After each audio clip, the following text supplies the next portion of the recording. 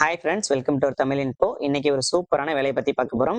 நிறைய பேர் பார்த்தோம்னா அங்கன்வாடியில இருந்து எப்போ வேலை வாய்ப்புன்னு சொல்லி வெயிட் பண்ணிட்டு இருப்பாங்க.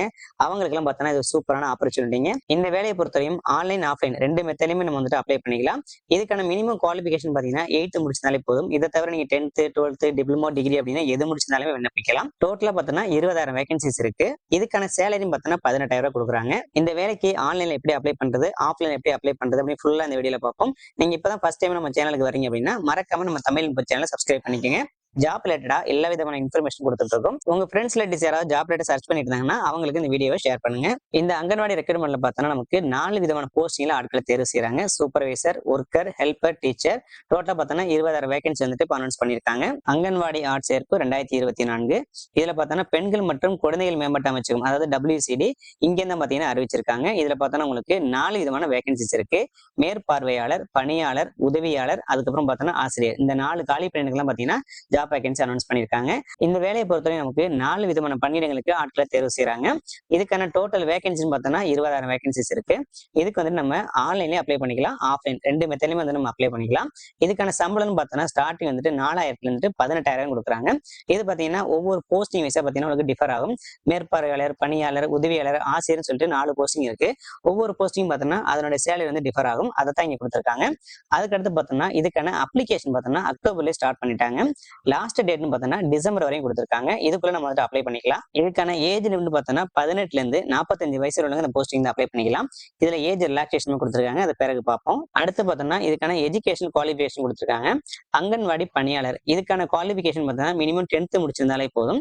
அதுக்கடுத்து பார்த்தோம்னா அங்கன்வாடி உதவியாளர் இதுக்கு வந்துட்டு மினிமம் 8th பாஸ் பண்ணியிருந்தாலே போதும். அடுத்து பார்த்தோம்னா அங்கன்வாடி மேற்பார்வையாளர் இதுக்கு வந்துட்டு மினிமம் ஒரு டிகிரி இருந்தாலே போதுங்க. இதுக்கு வந்துட்டு அப்ளை பண்ணலாம். இது இல்லாம நீங்க போஸ்ட் கிராஜுவேட் முடிச்சிருந்தா கூட இந்த போஸ்டிங் அப்ளை பண்ணிக்கலாம். அதை இங்க கொடுத்துருக்காங்க. உயர் தகுதிகளும் பரிசீலிக்கப்படும் சொல்லியிருக்காங்க. அதுக்கு அடுத்து பார்த்தோம்னா அங்கன்வாடி டீச்சர் இதுக்கு பார்த்தோம்னா மினிமம் வந்துட்டு 12th முடிச்சிருக்குன்னு சொல்லியிருக்காங்க. இது இல்லாம நீங்க வந்துட்டு மினிமம் குவாலிஃபிகேஷனா 12th. இது இல்லாம நீங்க வந்துட்டு ஒரு டிகிரி முடிச்சிருந்தாலும் இல்ல போஸ்ட் கிராஜுவேட் முடிச்சிருக்கலாம். இந்த போஸ்டிங் வந்து நீங்க அப்ளை பண்ணிக்கலாம். அடுத்து பார்த்தோம்னா இதுக்கான ஏஜ் லிமிட் கொடுத்துருக்காங்க. அங்கன்வாடி பணியாளர் மற்றும் உதவியாளர் இதுக்கு பார்த்தோம்னா 18ல இருந்து 45 வயசு உள்ளவங்க இந்த போஸ்டிங் அப்ளை பண்ணிக்கலாம். அதுக்கு அடுத்து பார்த்தோம்னா அங்கன்வாடி மேற்பார்வையாளர் இதுக்கு பார்த்தோம்னா அதிகபட்சமா 50 வயசு வரை உள்ளவங்க இந்த போஸ்டிங் அப்ளை பண்ணிக்கலாம். இதுல SC ST OBC பிரிவினருக்கு பாத்தீங்கன்னா ஏஜ் ரிலாக்சேஷன் கொடுத்திருக்காங்க. இதுக்கான போஸ்டிங் பார்த்தோம்னா நம்ம வந்துட்டு ஆன்லைன் அதுக்கப்புறம் ஆஃப்லைன் ரெண்டு மெத்தட்லயுமே நம்ம வந்துட்டு அப்ளை பண்ணலாம். ஆன்லைனை பொறுத்தவரைக்கும் பார்த்தோம் அப்படின்னா இங்க கீழே கொடுத்திருக்காங்க பாருங்க, wcd.nhc.in இந்த வெப்சைட்ல போயிட்டு நம்ம அப்ளை பண்ற மாதிரி இருக்கும். இதுல போயிட்டு உங்களுடைய ரெஜிஸ்டர்ட் இமெயில் ஐடி அதுக்கப்புறம் மொபைல் நம்பர் இதை ரெண்டையும் வச்சு ரெஜிஸ்டர் பண்ணிட்டு அதுக்கப்புறம் பாத்தீங்கன்னா உங்களோட அப்ளிகேஷன் ஃபார்ம்ல ஃபில் பண்ண மாதிரி இருக்கும். அதுக்கு அடுத்து பாத்தீங்கன்னா அவங்க என்னென்ன டாக்குமெண்ட்ஸ் கேட்கறாங்களோ அதெல்லாம் நம்ம அப்லோட் பண்ண மாதிரி இருக்கும். இதுக்கான அப்ளிகேஷன் ஃபீஸ் வந்துட்டு நம்ம ஆன்லைன்லேயே பே பண்ற மாதிரி இருக்கும். அந்த அப்ளிகேஷன் ஃபார்ம் வந்துட்டு நீங்க ஜெராக்ஸ் எடுத்து வச்சுக்கணும்னு சொல்றாங்க ஃபியூச்சர் ரெஃபரன்ஸ்க்காக. அடுத்து பார்த்தோம்னா ஆஃப்லைன்ல எப்படி விண்ணப்பின்னு சொல்லியிருக்காங்க. இதுல பார்த்தோம்னா அதிகாரப்பூர்வ இணையதளம், அதாவது பாத்தீங்கன்னா இங்க கொடுத்துருக்காங்க பாருங்க, wcd.nhc.in இந்த வெப்சைட்ல போயிட்டு அப்ளிகேஷன் ஃபார்ம் டவுன்லோட் பண்ணிக்கணும். அப்படி இல்லை அப்படின்னா உள்ளூர் அங்கன்வாடி மையத்துல அப்ளிகேஷன் ஃபார்ம் இருக்கும், அங்க போயிட்டு வாங்கிக்கலாம். அதை வந்துட்டு ஃபில் பண்ணி அவங்க என்னென்ன டாக்குமெண்ட்ஸ் கேட்டிருக்காங்களோ அது எல்லாத்தையும் பாத்தீங்கன்னா சுய சான்றப்பம் இருக்குன்னு சொல்லியிருக்காங்க. அதாவது உங்களோட செல்ஃப் அட்டஸ்டட் இருக்கணும். அந்த அப்ளிகேஷன் ஃபார்ம் மட்டும் இல்லாம அதனுடைய நீங்க அதோட அட்டாச் பண்ற எல்லா ஜெராக்ஸுமே பாத்தீங்கன்னா உங்களுடைய செல்ஃப் அட்டஸ்டட் இருக்கணும்.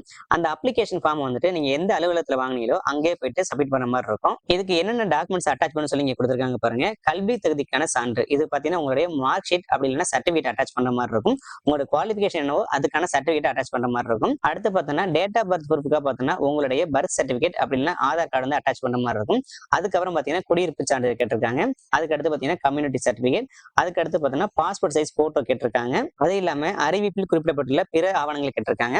வேற ஏதாச்சும் அடிஷனலா நீங்க வந்துட்டு ஃபில் பண்ணீங்க அப்ளிகேஷன் அப்படின்னா அதுக்கான டாக்குமெண்ட்ஸ் வைக்கிற மாதிரி இருக்கும். அடுத்து பார்த்தோம்னா ரிட்டன் எக்ஸாமினேஷன். இந்த ரிட்டன் எக்ஸாமினேஷன் பார்த்தோம் அப்படின்னா மேற்பார்வையாளர், ஆசிரியர் இந்த ரெண்டு போஸ்டிங்குமே பார்த்தோம்னா ரிட்டன் எக்ஸாமினேஷன் இருக்கு.